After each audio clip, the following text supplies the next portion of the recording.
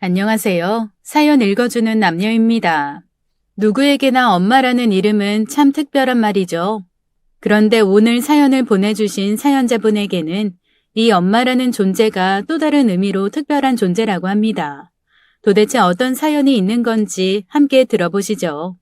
의사의 표정이 좀 묘하더군요. 혹시 뭔가 문제라도 있는 걸까요? 하긴 너무 노산이긴 하죠. 임신 맞네요. 축하드립니다. 근데 의사가 말꼬리를 흐리니 괜히 불안해지지 뭡니까? 무슨 문제라도 있습니까? 그러네요. 무슨 문제인데요? 아무래도 유모차를 새로 사셔야 할 것 같은데요. 무슨 소린가 했습니다. 쌍둥이에요. 원래 있던 유모차는 못 쓴다는 뜻입니다. 하하하. 쌍둥이라뇨. 처음엔 무슨 소린가 하다가 금세 기분이 좋아지더군요. 제가 애 욕심이 많거든요. 이미 애 둘을 낳았지만 그걸로는 만족을 못했답니다. 그래서 꽤 노력을 했는데 좀처럼 애가 안 들어서다 이번에 임신을 했는데 글쎄 하나도 아니고 둘이래요. 너무 기분이 좋더라고요. 요즘 같은 저출산 시대에 애가 넷이니 나라에서 산모님한테 상을 줘야겠어요. 얼마나 좋은지 몰라요. 쌍둥이 키우려면 꽤나 시달려야 할 테지만 그게 어때서요. 전 힘닿는 데까지 애를 낳을 각오니까요. 그럴 수밖에 없습니다. 제가 고아로 자라 많이 불행했거든요. 그래서 결혼을 하게 되면 애를 많이 낳고 싶었답니다. 다행히 좋은 남자 만나 제 소원을 이루게 되었으니 이보다 더 행복할 수는 없겠죠. 요즘도 가끔씩 지금의 행복이 믿기지 않아 볼을 꼬집을 때도 있으니 제가 지금 얼마나 행복해하고 있는지 대충 짐작이 가실 거예요. 혹시 불행 총량의 법칙이란 말 아세요? 인간에겐 정해진 양만큼의 불행이 따라온다는 뜻이래요.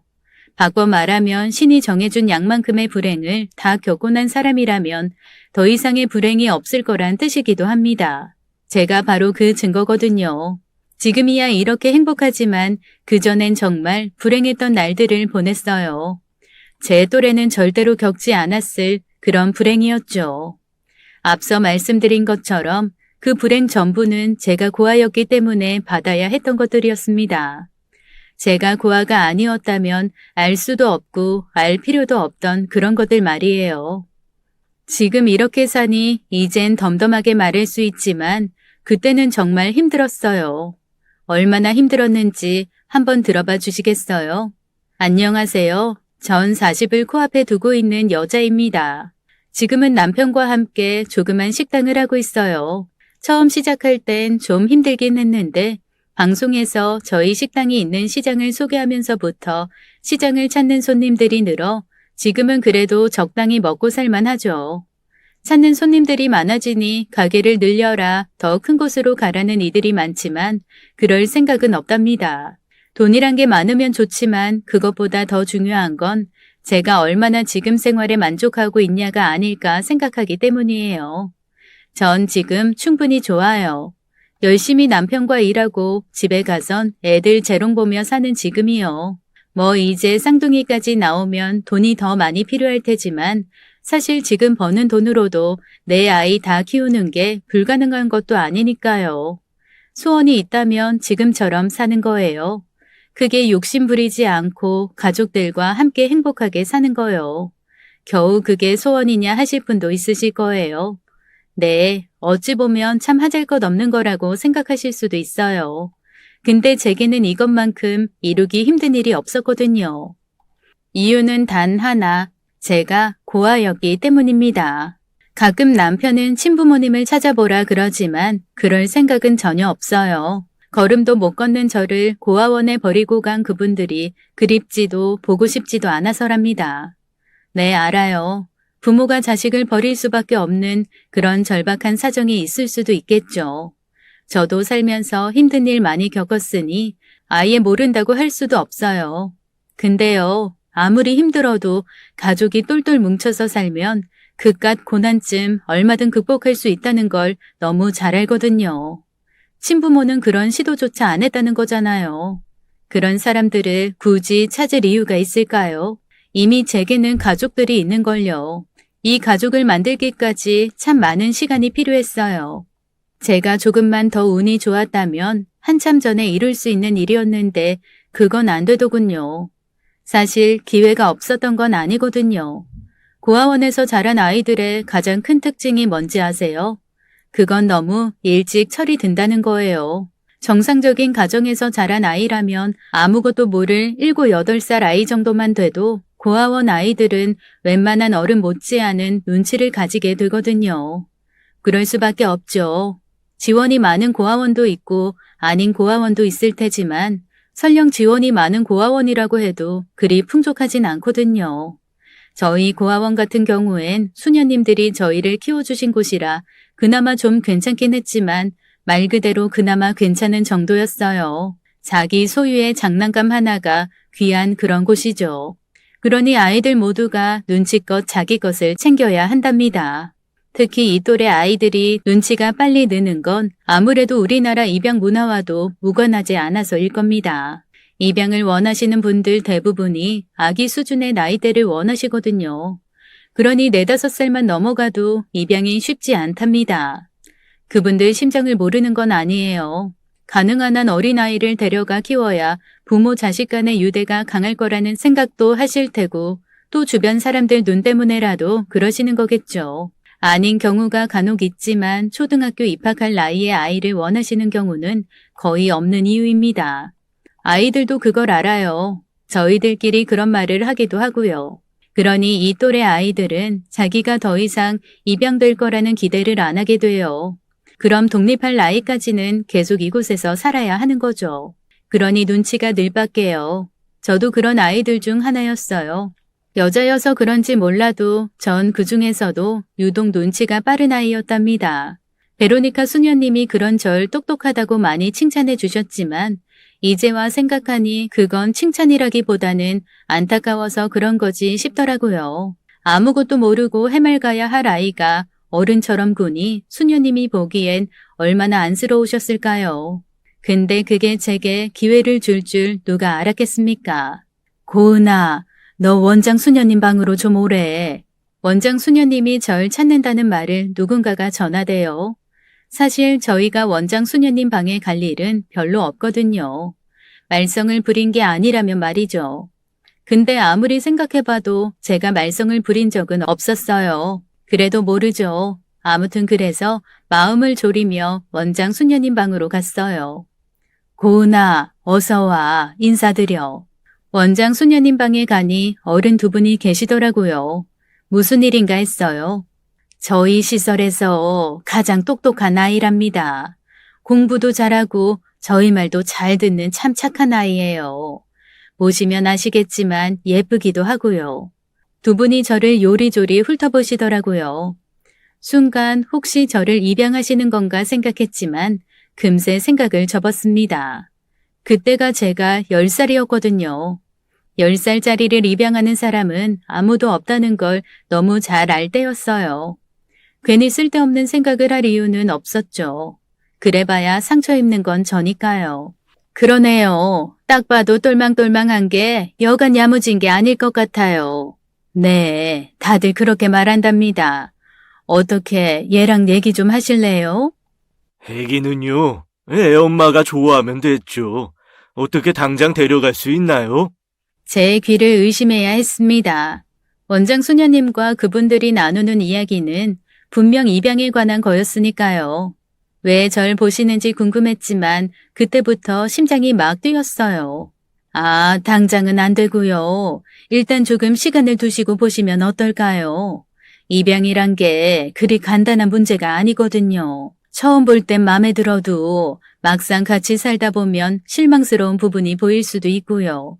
그러니 한 몇 번 더 보시고 그때 가서도 마음이 변하지 않으시면 진행하시는 게 어떨까요? 그게 아니라도 서류 문제도 있고 해서 오늘 당장은 힘들고요. 저희는 괜찮은데 좀 급하기도 하고. 네? 아닙니다. 저 사람이 아이가 완전 마음에 들었나 보네요. 당장이라도 키우고 싶어서 그러는 겁니다. 알겠습니다. 수녀님 말대로 조금 더 지켜보죠. 고은이라고 했지. 우리 잘 지내보자.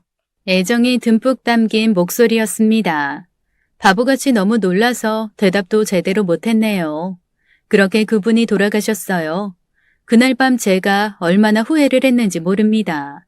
그분들 눈에 제가 말도 잘 못하는 바보로 비춰진 건 아닐까 했어요. 그래서 절 안 데려가겠다 그럴까봐 너무 겁이 났답니다. 다행히 그건 아니었어요.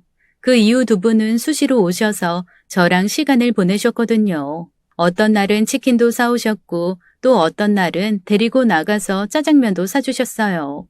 그럴 때마다 제가 예쁘다며 칭찬해 주시더라고요. 어느샌가 소문은 고아원 전체에 퍼졌어요. 다들 좋아해 줬지만 몇몇은 시기 어린 시선을 보내기도 했답니다. 입장 바꿔서 저라도 그럴 수도 있었을 거예요. 10살이나 되는 제가 입양을 갈 수도 있다는 건 극히 드문 일이었으니까요.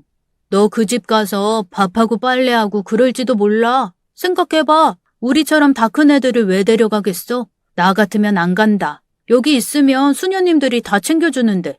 시샘이 잔뜩 묻어난 그 아이 말도 제게 상처를 주진 못했답니다. 설령 그 아이 말대로 밥을 하고 빨래를 한다고 해도 상관이 없다고 생각했거든요. 중요한 건 제게 가족이 생긴다는 거니까요. 제가 고아원을 떠나던 날 그 아이가 제게 보낸 그 눈빛은 지금도 또렷이 기억나요. 부러워서 어쩔 줄 몰라 하던 그 눈빛이요. 그렇게 전 수녀님들의 배웅을 받으며 부모님 집으로 왔어요. 지금도 기억나요. 삼형빌라 304호. 제가 처음으로 살았던 일반 집이었어요. 들어가 보니 집은 생각보다 크지도 않았고 제대로 정리도 안 돼 여기저기 어질러진 것들이 눈에 띄더군요. 저희는 이러면 안 되거든요. 이랬다가 호랑이 수녀님한테 엄청 혼나니까요. 그게 오히려 더 좋았어요. 더 이상 고아원이 아니라는 뜻이니까요. 집이 좀 지저분하지? 아줌마가 일이 바빠서 그렇단다. 아줌마가 뭐야? 엄마지. 그 말이 왜 그렇게 듣기 좋은지요. 맞다. 엄마지? 하하. 그때 누군가가 우는 소리가 들리더라고요.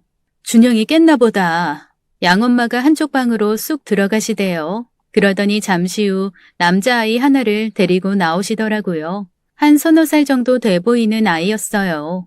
그 아이가 바로 제 동생인 준영이랍니다. 그때 3살이었어요. 준영아, 인사해라. 네 누나야. 누나?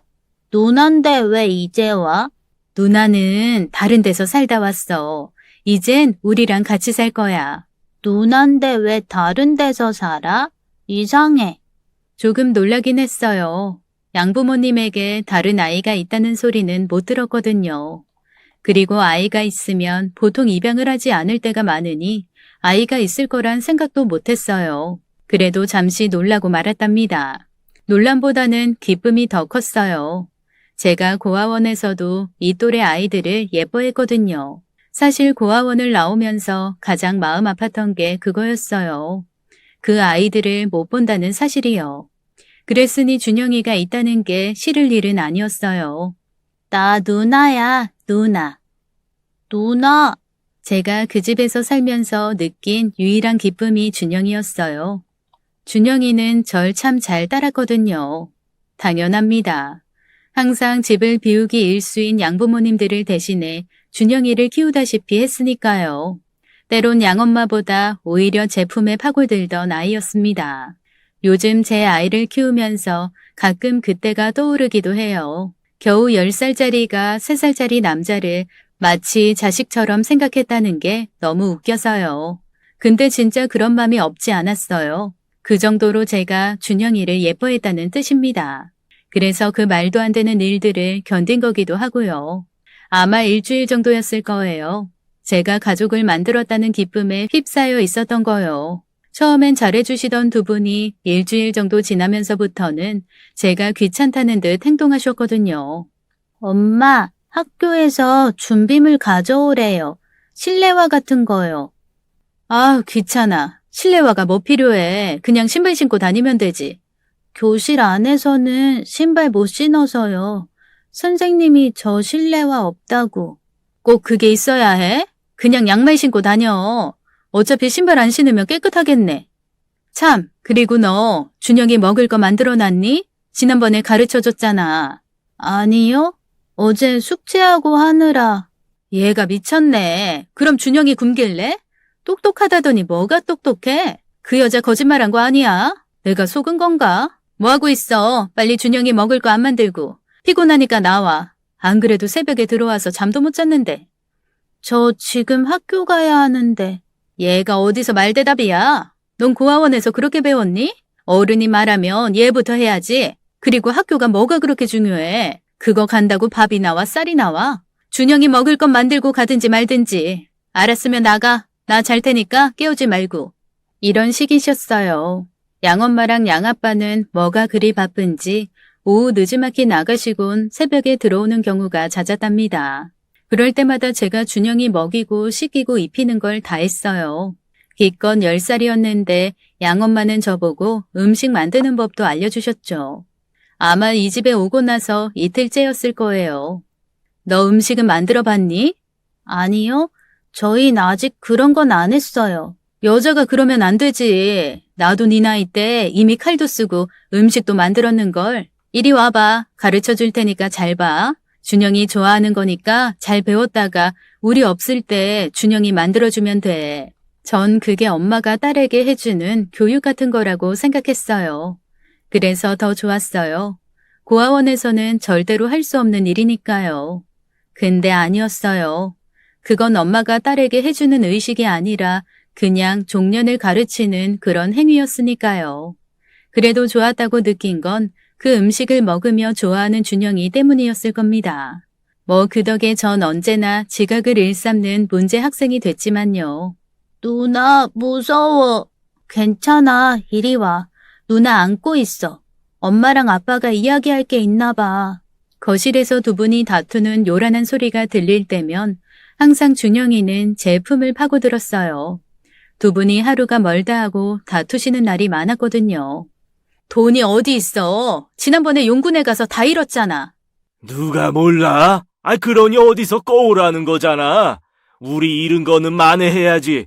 지난번에 다 딸 수 있었는데. 왜 매번 돈 빌리는 건 난데? 이제 빌릴 데도 없어. 당신이 빌려봐. 그러게 누가 막지를 해? 그럴수록 더 기다렸어야지. 어디서 말대꾸야? 당신만 초를 안 쳤어도 안 잃었어. 그나마 이런 날은 양반이었어요.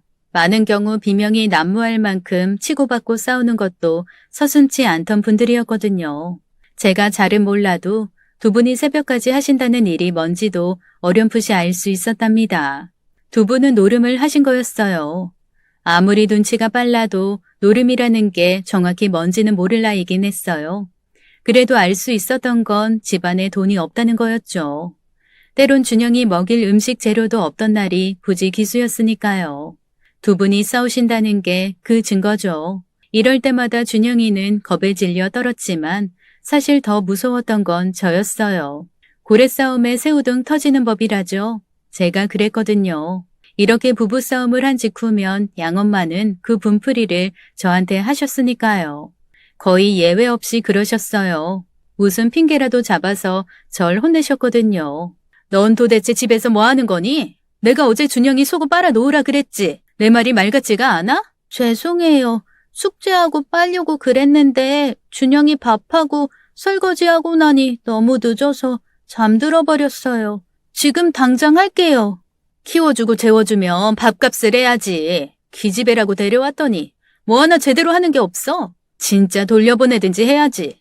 양엄마가 이유 없이 혼내는 것보다 더 무서웠던 게 저 말이었어요. 돌려보낸다는 말이요. 그건 파양을 뜻하는 거거든요. 사실 고아원에서도 이런 일이 없진 않아요. 입양됐다고 좋아하며 떠난 친구들 몇몇이 다시 고아원으로 오곤 했거든요. 그럼 그 아이들은 한참을 힘들어했어요. 한 번이라도 가정의 소중함을 알게 된 뒤니 고아원 생활이 더 견디기 힘들었던 거죠. 그걸 보면서 전 절대로 그러지 않아야지 생각했거든요. 그러니 양엄마가 아무리 절 힘들게 해도 더 잘해야지 생각했던 거고요. 쫓겨나는 건 절대로 막아야 했답니다. 그렇다고 안 힘든 건 아니었어요. 제 아무리 일찍 철이 들었다고 해도 결국은 초등학생에 불과했으니까요. 그렇게 3년 반을 버텼습니다. 어느새 제가 중학생이 되었죠. 준영이도 7살이 되었고요. 여전히 두 분은 노름을 끊지 못하고 새벽 나들이를 하고 계셨어요. 지금도 궁금한 게 두 분은 따로 일도 안 하시면서 어떻게 계속 노름을 할 수 있었을까 하는 점이랍니다. 하지만 굳이 궁금해야 할 이유는 없었어요. 그 이유를 직접 몸으로 느끼게 되었거든요. 중학교 들어가고 얼마 안 되었을 때였습니다. 그날도 양엄마가 시킨 일들을 다 하고 나니 12시가 훌쩍 넘었더군요. 언제부턴가 제가 해야 할 1순위는 공부가 아니라 집안일인데 당연시된 때였습니다. 그렇게 일을 다 하고 잠자리에 누워 선잠에 들었어요. 정확한 시간은 모르겠지만 새벽 어디쯤에서 두 분이 들어오시는 기척이 났어요. 가족이면서 제대로 얼굴도 못 보고 사는 셈이었지만 전 그게 더 반가웠어요. 얼굴을 보아봤자 욕이나 듣고 손찌검이나 당하는 게 다였으니까요. 비몽사몽 중에 두 분이 하시는 이야기가 들려오더군요. 잠결에 들은지라 그게 맞는 건지도 몰랐습니다. 아무래도 더는 안 되겠지. 응, 나도 더는 못 버텨. 사람들이 돈 갚으라고 얼마나 난린데. 다른 사람 돈이야 배째라 버티면 그만이지만 용군에서 빌린 건 안 갚을 수도 없잖아. 뒤에 건달들이는 거 다 아는데 아니할 말로 그 사람들이 돈 안 갚는다고 우리 장기 떼간다면 어쩔 건데? 그놈들은 그러고도 남지. 맞아. 그냥 튀자. 우리가 꽁꽁 숨으면 지들이 우리를 어떻게 찾아? 그래, 뭐 우리가 이 동네에 정이 있는 것도 아니고 어딜 가도 여기보다 못할까. 내 말이. 뭐 따로 챙길 건 없겠지? 당신이 봐봐. 챙길 게 뭐 있어? 우리 몸만 빠져나가면 그만이지. 근데 저건 어떡해? 저거라니? 고은이. 글쎄다. 데려갈까? 그래도 제 덕택에 준영이 신경 안 쓰고 다녔는데. 그렇긴 한데 근데 쟤까지 데리고 다니면 흔적이 많이 남을 거야. 이젠 준영이도 그럭저럭 컸으니 괜찮지 않을까? 당장 우리 형편에 저거 입히고 먹이는 것도 부담스럽고. 뭐 그렇겠지. 당신이 알아서 해. 잠결이 아니었다면 무슨 얘긴지 알았을 겁니다. 그랬다면 뭔가 달라졌을까요? 그렇지는 않았을 거예요. 양부모님들은 저를 자식으로 생각한 게 아니라 그냥 부담스러운 혹덩어리 정도로 여겼으니 그 상황에서 저를 챙길 이유가 없었을 테니까요. 이틀 뒤 학교를 다녀왔을 때 그 사실을 깨달았답니다. 제가 문을 열고 들어오기 무섭게 쪼르르 달려와 매달리던 준영이가 없었거든요. 처음에는 두 분이 준영이를 데리고 잠깐 시장이라도 갔다고 생각했어요. 문제는 아무리 기다려도 두 분이 돌아오지 않았다는 거죠. 텅 빈 집에서 밤새 무서움에 떨었지만 달라지진 않았습니다. 결국 두 분이 준영이를 데리고 야반도주를 했다는 걸 알게 됐어요. 다음날 날이 밝기 무섭게 집으로 험상궂은 사람들이 들이닥쳤거든요. 야, 융성국이 나와! 당장 나오라고! 문을 세차게 두드리는 소리에 문을 열고 나갔더니 기다렸다는 듯 사람들이 우르르 밀어 닥치더군요. 신발도 벗지 않고 집으로 들어오는데 너무 무서웠어요. 뭐야? 아무도 없어? 넌 뭐야? 저요? 저 딸인데요. 딸이 있었어? 야, 융성국이 아들 하나라고 안 그랬어? 그런 걸로 아는데. 너 진짜 딸 맞아? 네.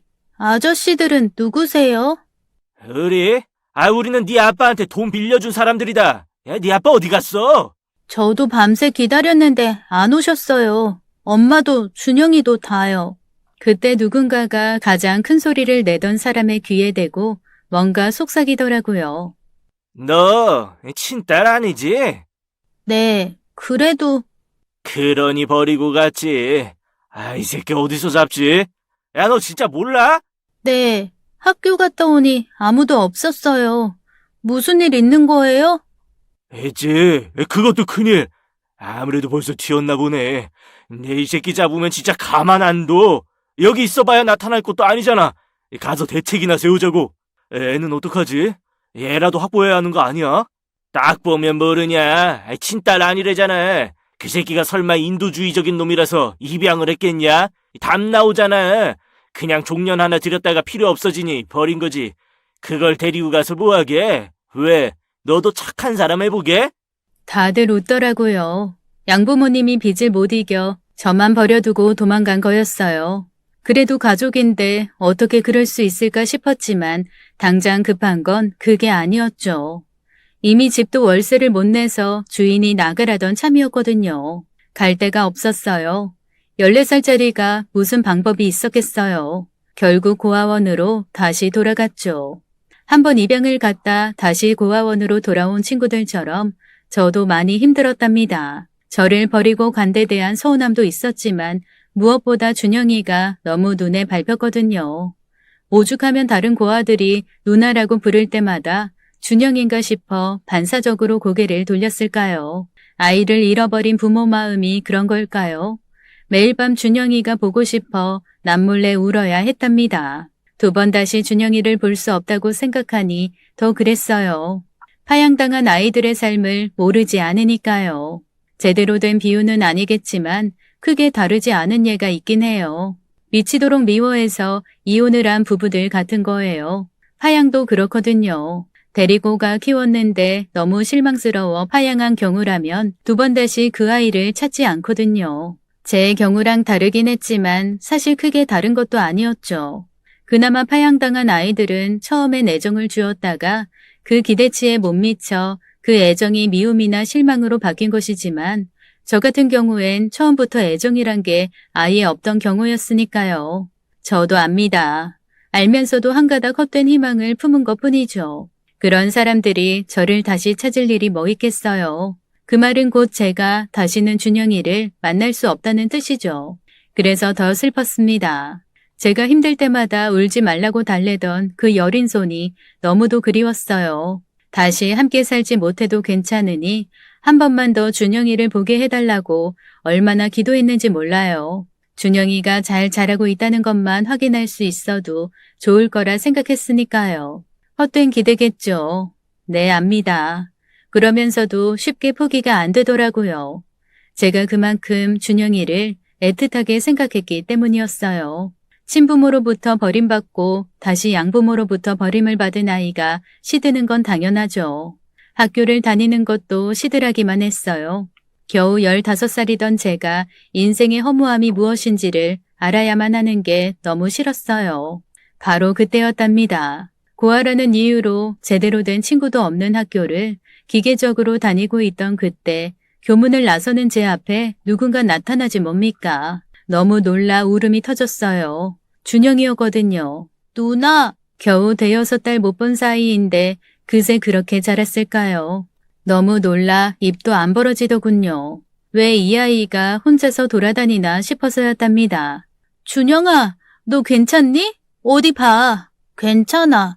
누나 보고 싶었어.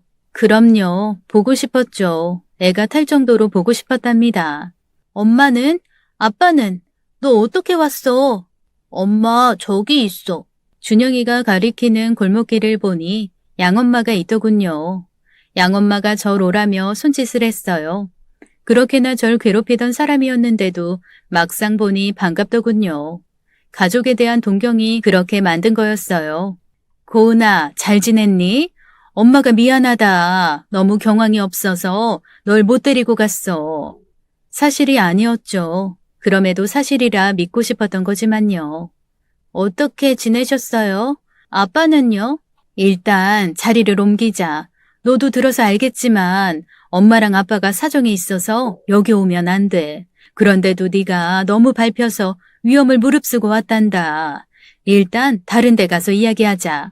준영이 손을 꼭 잡은 채 저희는 학교에서 그리고 동네에서 한참 떨어진 어느 허름한 식당으로 향했습니다. 넌 그동안 고생 안 했지? 다행이다. 우리가 너 데리고 갔으면 더 고생했을 거야. 그래서 너 안 데리고 간 거다. 알지? 사실이 아니죠. 그래도 그 말을 믿고 싶었어요. 네. 2분은요?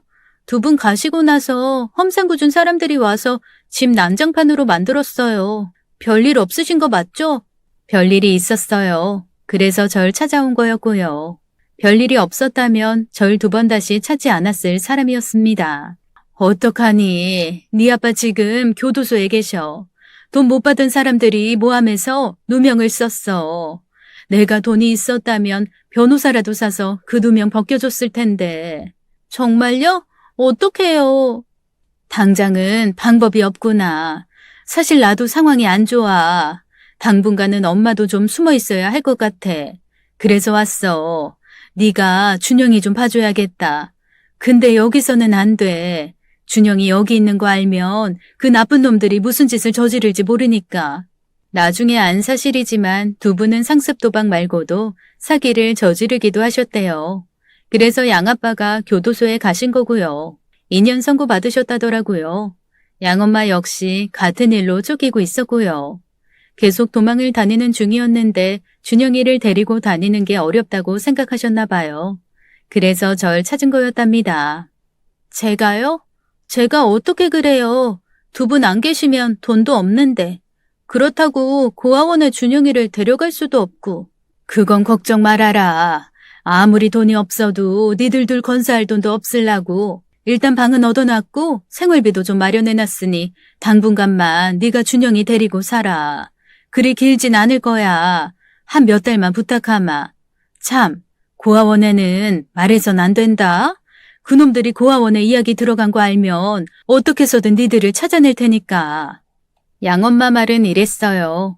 제가 당분간 준영이를 데리고 살 여건은 마련했지만 그러기 위해선 제가 고아원에 아무 말도 남기지 말고 떠나야 한다는 거였어요. 쉽지 않은 일이죠.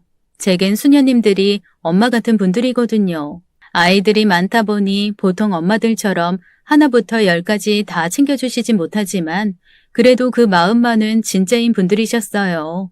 제가 다시 고아원으로 돌아왔을 때도 누구보다 아파해 주셨던 분들이었습니다. 그런 분들에게 단 한마디 말도 하지 않고 떠나야 하는 일이니 쉬울 리가 없었죠. 사실 망설여지긴 했어요. 양엄마 말을 들으면서도 모르진 않았거든요. 정말로 제가 보고 싶었다거나 혹은 저를 딸로 생각해서 그러는 게 아니란 것쯤은 충분히 알고 있었으니까요. 그런데 딱 하나 다시 만난 그때부터 지금까지 제 손을 놓지 않고 있는 준영이가 문제였답니다. 제가 양엄마 말을 거절한다면 이 아이는 어떻게 되는 걸까요? 저랑 떨어진 그 몇 달 사이 훌쩍 큰 아이지만 제대로 케어받지 못한 티가 역력하게 나고 있었거든요. 함께 있어도 이 모양인데 하물며 저마저 없다면요. 반드시 그런 건 아니겠지만 어쩌면 준영이도 저처럼 고아원이나 보육원으로 가야 할지도 모른다 싶었답니다. 그건 안 되죠. 그곳에서의 삶이 어떤 건지 너무 잘 아니까요. 우리 준영이만큼은 그런 아픔을 알게 하고 싶지 않았답니다. 제가 양엄마 부탁을 거절하지 않은 유일한 이유였어요. 결국 전 그날 고아원으로 향하지 않았습니다. 수녀님들이 정말 걱정하셨을 걸 알지만 어쩔 수가 없었어요. 버스를 타고 2시간 거리에 있는 어느 소도시의 허름한 방에 가방을 내려놨답니다.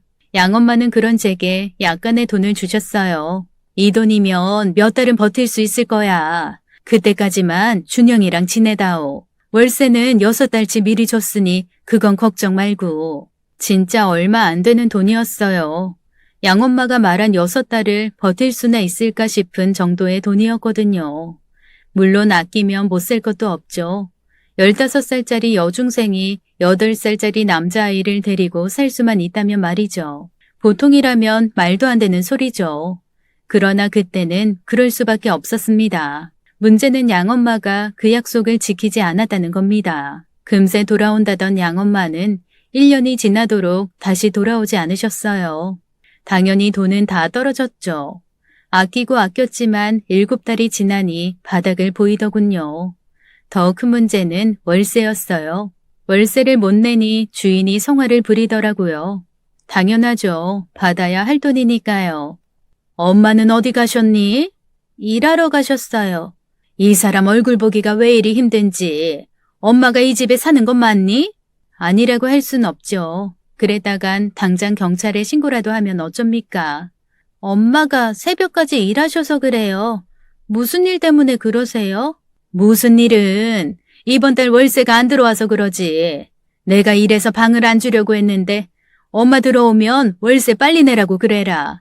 아니면 당장 방 뺄 거야. 사정이 딱해 보여서 보증금도 안 받았구만. 에휴. 저 혼자면 어떻게든 살 수 있었을 겁니다.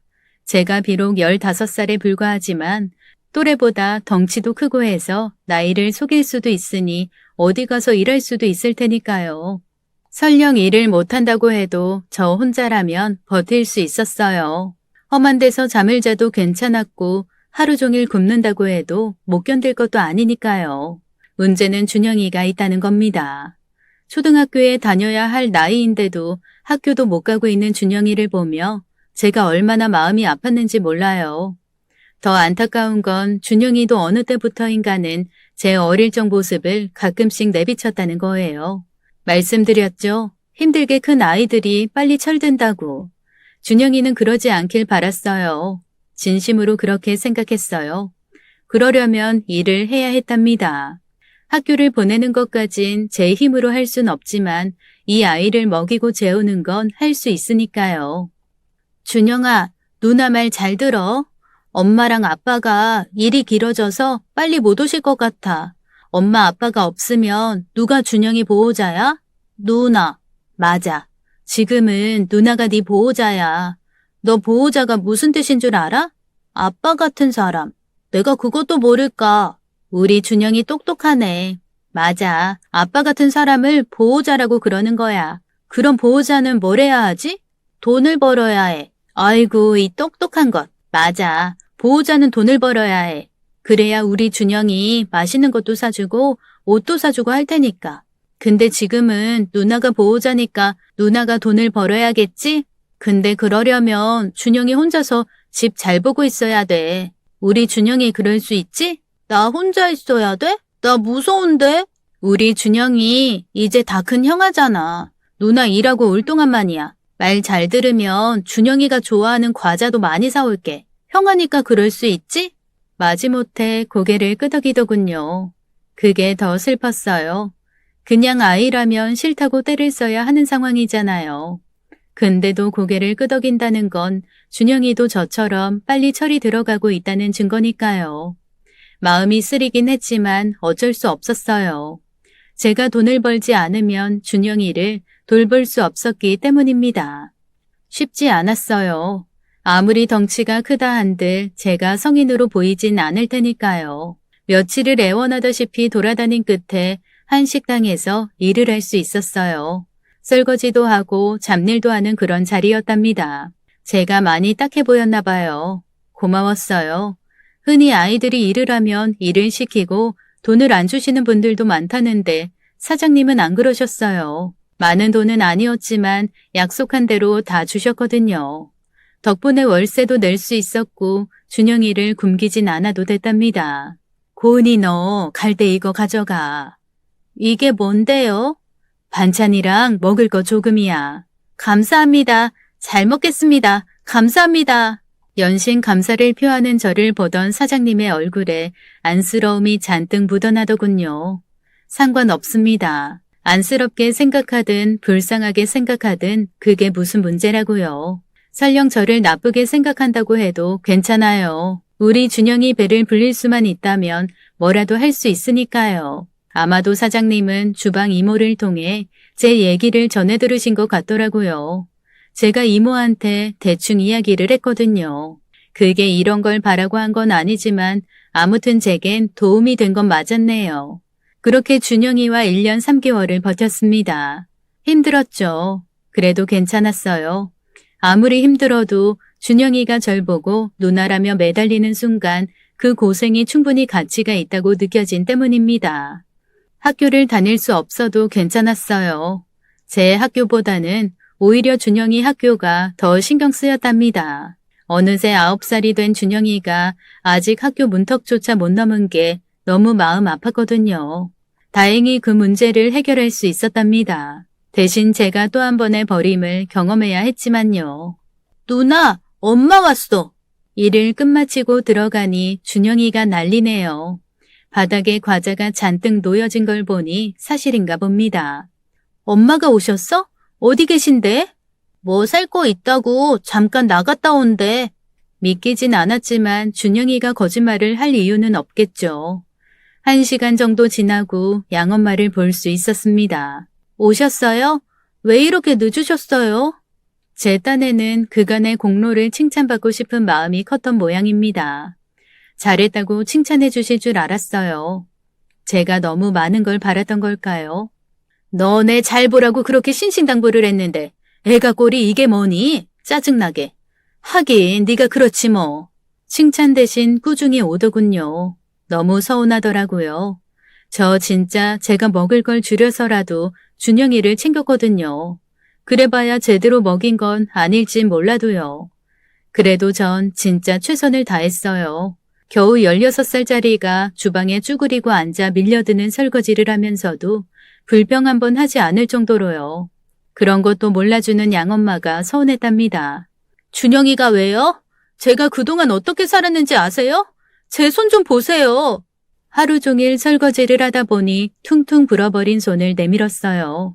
그래도 이 손을 보면 마음이 달라지시겠거니 싶어서였습니다. 그 손이 뭐? 애같이 키워준 건 생각 안 하고 고작 몇 달 고생했다고 이 난리네. 고작 몇 달이요? 엄마가 뭘 하셨어요? 서너 달이면 오신다면서요. 벌써 1년이 넘었어요. 정확히는 1년하고도 3개월이에요. 월세도 없어서 얼마나 고생을 했는데요. 그래 고생했다. 내가 뭐 이럴 줄 알았니? 그동안 내가 너 키운다고 얼마나 고생을 했는데 거기 비하면 네가 몇 달 고생한 건 고생도 아니지. 내 말이 틀렸니? 수고했다 한마디가 그렇게 힘드세요? 대체 절 왜 찾으신 거예요? 이렇게 마음에 안 드실 거면서. 순간 욱하더라고요. 아무래도 그간 고생을 아무렇지 않다는 듯 말하는 양엄마가 많이 서운했나 봐요. 그리고 이젠 나이도 들고 했으니 예전처럼 양엄마가 마냥 무서운 존재로만 느껴지지 않아서 그런 것일 수도 있고요. 그러지 말았어야 했나 봐요. 뭐라도 핑계거리를 찾는 사람에게 좋은 먹잇감을 던져준 꼴이 됐거든요. 이 일에서 머리 검은 짐승은 거두는 게 아니라는 거구나. 지 고생 좀 했다고 말하는 것 좀 봐라. 그래 말 잘했다. 그렇게 마음에 안 드는 사람 보면 뭐 하겠니? 우리 인연은 여기까지인가 보다. 준영이 너 일어나. 당장 가자. 양엄마가 기다렸다는 듯 준영이를 일으켜 세우더군요. 엄마 왜? 우리 어디 가? 그래 우리 집으로 가자. 우리 집은 여긴데. 여기가 왜 우리 집이야. 이런 썩어 빠진 곳에선 하루도 못 살아. 당장 일어나. 양엄마가 호통을 치니 준영이가 주눅든 표정으로 몸을 일으키더군요. 가자. 누나는? 누나는 무슨. 빨리 가자니까. 누나 안 가면 나도 안 가. 엄마 미워. 준영이가 저 없이 안 간다고 떼를 쓰더군요. 그 모습을 보는데 왜 그리 마음이 아픈지요. 당장 양엄마가 저를 버린다는 상황인데도 저보단 오히려 준영이가 그러는 게 더 싫었어요. 나준영, 뚝! 다 큰 형이 왜 울고 그래? 누나 금방 따라갈 테니까 넌 엄마랑 가. 누나는 청소 다 하고 가야지. 진짜지? 그래도 같이 가지? 또, 누나가 보호자니까 말 들어야지.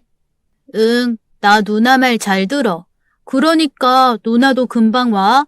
그래. 엄마, 준영이 학교부터 바로 알아보세요. 하루라도 빨리요. 누가 보면 네가 엄만 줄 알겠다. 이미 다 알아봤으니까 넌 신경 꺼. 준영아 가자. 그렇게 준영이가 떠났습니다. 가지 말라고 붙잡고 싶은 마음이 굴뚝이었지만 그럴 순 없었어요. 제가 엄마도 아닌데요. 무엇보다 제가 준영이를 책임질 수 없잖아요. 이렇게 살 순 있겠지만 그러면 준영이가 제대로 자랄 순 없으니까요. 그래서 보낸 겁니다. 그게 준영이를 위하는 거니까요. 준영이가 떠난 후 전 다시 고아원으로 갈 수가 없었습니다. 어차피 제 인생은 제가 꾸려가야 할 몫이니까요. 사장님의 배려로 식당 일을 하면서 열심히 검정고시를 준비했답니다. 그렇게 주경 야독하며 고등학교 과정을 이수했어요. 대학을 가야 한다는 사장님과 이모들의 말이 있었지만 꼭 그래야 할 이유를 모르겠더군요. 꼭 대학을 가야 잘 사는 건 아니라고 생각했어요. 스스로 할 말은 아니지만 진짜 열심히 살았습니다. 그러다 보니 좋은 남자도 만나게 되었고 그 남자와 함께 가정도 꾸리게 되었죠. 그 와중에도 준영이를 떠올리는 일은 놓지 않았습니다만 양엄마가 데리고 떠난 준영이를 다시 볼 수는 없었죠. 결혼을 하고 내 아이를 낳고 살다 보니 어느새 준영이에 대한 생각은 조금씩 지워졌어요. 시간이 빠르다더니 그 말이 정말이더군요. 어느새 20년이 훌쩍 지나 있었으니까요. 여보, 홀에 주문 3개 있어. 배달 주문도 4개 더 있고. 서둘러줘. 정신이 없더군요. 얼마 전 시장을 찾은 방송팀이 저희 가게를 잠깐 소개한 적이 있었답니다. 한 3분 방송에 나온 게 다인데 그 방송 이후 식당을 찾는 손님들이 엄청 늘었어요. 새삼 방송이 얼마나 힘이 센지를 알겠더군요. 그러니 식당 사장님들이 방송을 타기 위해 그렇게 노력을 한 거더군요. 가끔 저희 식당에도 그런 제안이 들어오긴 했지만 전 다 거절을 했거든요. 굳이 그럴 이유가 있나 싶어서요. 지난 방송도 그래요. 하려고 한 게 아니라 저희 시장을 소개한다는 목적이라는 말에 가벼운 마음으로 인터뷰에 응한 건데 이렇게까지 많은 분들이 찾아줄 줄은 몰랐어요. 아이고, 정신없다. 이러다가 우리 금방 부자 되겠다. 부자는 무슨, 지금이야 방송 덕에 이러지만 너무 기대는 하지 마. 그냥 우리는 하던 대로 하고 살자. 욕심 부리지 말고. 그래, 당신이 정신없지. 아무래도 종업원 한 명 더 구해야겠다. 종업원을 왜 구해? 인건비가 얼만데. 그걸 누가 몰라. 당신이 너무 힘드니까 그렇지. 괜찮아. 이 정도는 충분해. 내가 식당 일만 20년 넘게 한 사람이야. 겨우 이 정도로 뭘? 점심 손님들이 다 빠져나간 오후 시간 간신히 숨을 돌리며 남편과 수다를 떨고 있을 무렵이었습니다. 어서 오세요. 누군가 가게 문을 열고 들어오는데 저도 모르게 숨을 참아야 했습니다. 한눈에 봐도 노숙인이 분명한 한 여성분이 들어오면서 가게 안에 이루 말로 못할 악취가 풍겼기 때문이었어요. 안 그런 분도 있지만 식당 사장님들 중 상당수가 노숙인 받기를 꺼린답니다. 다 먹고 돈 없다며 배째라 하는 경우가 많아서기도 하고 지금처럼 씻지 못해 풍기는 고약한 악취 때문에 다른 손님들이 불편해 하실 수도 있기 때문이죠. 사장님들의 마음을 이해 못하는 건 아닙니다. 마음은 안 그래도 식당을 운영하려면 어쩔 수 없는 일이니까요. 물론 저는 아닙니다. 거리를 떠돌 수밖에 없는 그분들의 고충을 누구보다 잘 이해하고 있기 때문이에요. 저도 어린 시절 사장님이 거두어 주시지 않았다면 노숙자가 되지 않았으리란 법은 없었으니까요. 그래서 저는 노숙인 같은 분이 찾아와도 내치지 않는답니다. 그분들에게 돈을 받지도 않고요. 이게 바로 저희 가게에 손님이 밀리는 이유입니다. 사실 지난 촬영 당시 노숙인 한 분이 불쑥 오셨거든요.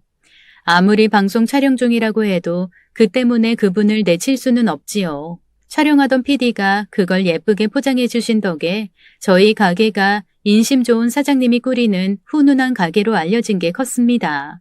방송 이후 그를 악용한 노숙인들의 발길이 더 잦아졌지만 그래도 다 대접해드렸어요. 지금 오신 분도 아마 그런 분이시겠죠. 그런데 아니었습니다. 그분의 입이 열리는 순간 제가 흠칫 떨었던 이유죠. 고은아, 이거사 엄마다, 고은아. 계절에 맞지 않은 복장, 앞니 3개가 빠져 안쓰러워 보이는 얼굴을 한 그 사람이 제 이름을 부르지 뭡니까? 처음엔 몰랐어요. 그래도 제 이름을 부르며 자신을 엄마라니 금세 알았죠. 그 사람이 누구라는 걸요. 고은아, 엄마라고. 내가 널 얼마나 보고 싶었는데. 너무 놀라면 몸이 굳는다더니 제가 딱 그렇더군요. 제 모습을 본 남편이 뭔가 낌새도 이상한 걸 알아차리대요. 왜 그래? 저분이 누군데? 혹시... 네, 남편은 금세 이 상황이 뭔지 알았답니다. 남편은 제 지난 일들을 다 알거든요. 연애하면서 그리고 결혼 후에도 그 시절 일들을 다 말했으니까요. 누구세요? 전 엄마가 없어요. 식사하러 오셨으면 드시고 가세요. 돈은 안 받을 테니 맛있게 드시고 가세요. 왜 그러니? 엄마라니까 고은아. 뭔가 잘못 아셨나 보네요. 전 엄마가 없어요. 고아거든요. 네가 왜 고아야? 이렇게 엄마가 있는데. 한마디도 더 섞고 싶지 않았습니다. 제가 주방으로 몸을 피하려 하자 양엄마가 저를 덥석 잡더군요. 이거 놓으세요. 자꾸 이러시면 경찰에 신고할 거예요. 네가 어떻게 이럴 수가 있니? 내가 널 얼마나 찾았는데. 그러지 마라. 나한테 이러면 천벌받아 이거사. 내가 널 얼마나 아꼈는데. 아껴요? 그래서 한 번도 아니고 2번이나 버리고 갔어요? 겨우 중학생인 제게 준영이 맡기고 도망간 사람 입에서 그런 소리가 나와요? 당장 가요. 진짜 경찰에 신고하기 전에. 그래도 붙잡더군요. 참다 못한 남편이 양엄마를 붙잡았습니다. 그만하세요. 험한 꼴 당하기 전에 당장 나가세요. 당신이 뭔데 그래? 놔! 이건 우리 가족 문제야. 말 잘하셨네요. 네, 제가 저 사람 가족입니다. 저 사람한테 가족은 저랑 제 자식들 뿐이라고요. 너 결혼했구나. 그런 말을 했어야지. 이보게, 내가 자네 장모 일세. 장모한테 왜 그러는 건가? 장모라니? 내가 엄마가 없는데 어떻게 저 사람한테 장모가 있어요? 여보, 신고 좀 해줘. 가게에서 난동 부리고 영업 방해한다고. 내 태도가 확고하다는 걸 본 양엄마가 비로소 한풀 꺾이대요. 그래, 서운한 거 안다. 근데 오죽하면 그랬겠니? 너 두고 떠나고 내가 얼마나 울었는데. 그러지 마라. 울어요? 당신이? 왜? 돈 벌어주는 사람이 없어서요? 시민은 분노를 토해내면서도 한 가지 궁금증을 떨칠 수가 없었습니다. 양엄마에겐 준영이가 있잖아요. 아들이 있는데 왜 저러고 사는 걸까요? 우리 준영이는 어쩌고요? 준영이 이야기를 물어보고 싶은 마음이 간절했지만 그걸 물어보면 더 매달릴 것 같아 억지로 참았네요. 여기요. 현금이 얼마 없네요. 이것 받고 가세요. 다음에 다시 오면 진짜로 경찰에 신고할 거니까 끌려서 나가지 마시고요. 가게에 있던 현금 20만 원가량을 양엄마에게 건네자 비로소 물러나대요. 결국 돈이 목적이었던 거죠. 이게 다니? 내가 며칠을 굶었는지 모른다. 조금 더 없니? 더 이상 못 보겠대요. 그런 제 심정을 아는지 남편이 나서더라고요. 마지막입니다. 지금 안 나가시면 신고할 거예요. 그제야 물러나대요. 양엄마가 떠나고 남편이 소금을 한 움큼 쥐어 뿌렸습니다. 마치 더러운 액을 쪼기라도 하는 것처럼요. 양엄마는 그 순간까지도 돈을 더 구걸했지만 가진 게 그것뿐이었어요. 뭐하게 돈까지 주냐 그러실지는 모르겠지만 그렇게라도 내보내야 했습니다. 그렇게 양엄마가 떠나고 나니 새삼 준영이 생각이 나지 뭡니까? 아무리 기분이 안 좋았어도 준영이 이야기는 물어봐야 했어요. 몇 날 며칠을 준영이 생각으로 잠을 설쳤답니다. 양엄마 모습을 보니 준영이가 제대로 살고 있는 것 같지 않았을 거란 생각 때문이었어요. 누나, 저 기억나세요? 저 준영이에요. 며칠 후 식당 문이 열리기 무섭게 한 청년이 들어와 저를 찾더군요. 준영이었습니다.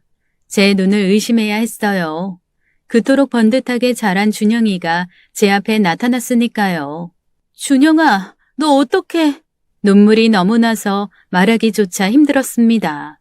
그 조그맣던 아이가 이렇게 어엿한 어른이 되어 저를 찾아오다뇨. 가게 문을 닫고 준영이를 붙잡고 이야기하다 울다 그랬네요. 준영이는 그렇게 양엄마 손에 끌려가 누군지 모를 사람의 집으로 갔답니다.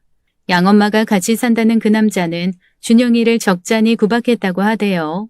같이 6년을 살았답니다. 근데 수시로 때리는 그 남자를 보고도 양엄마가 모른 채 하는 통에 더 버틸 수가 없어 집을 도망쳐 나왔답니다. 그렇게 혼자서 힘겹게 살았다네요. 이 바보야. 그럼 누나를 찾았어야지. 내가 너 보고 싶어서 얼마나 울었는데. 말도 안 되는 소리였습니다. 저도 찾을 수 없었는데 하물며 그 어린 것이 어떻게 저를 찾을 수가 있었겠어요. 나도 누나 생각 많이 했어. 근데 누나랑 살던 그 동네가 기억이 안 나는걸. 그래, 누나가 미안해. 우리 준영이 찾았어야 했는데. 지금은 어디서 살아? 뭐해? 결혼은? 묻고 싶은 말이 워낙 많으니 미처 대답할 틈도 주지 않고 말이 쏟아지더군요. 천천히. 처남이 대답하고 싶어도 당신이 그러니 대답을 못하잖아.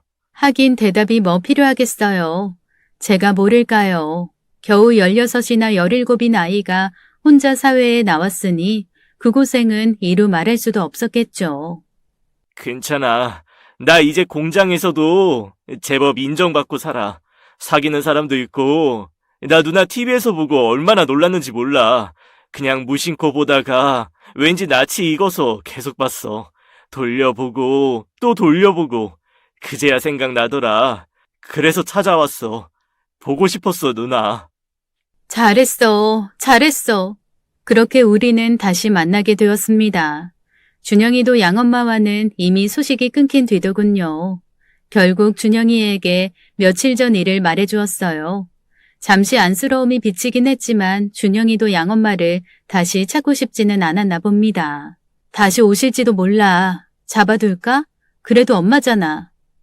엄마는 무슨, 나 그렇게 맞아도 모른 채 하던 사람이 무슨 엄마야. 2번 다시 보고 싶지 않아. 그리고 내 엄마는 그 사람이 아니고 누나인걸. 이게? 너 이렇게 젊은 엄마가 어딨다고. 그제야 준영이가 저를 보고 환하게 웃더군요. 저도 똑같이 웃었고요.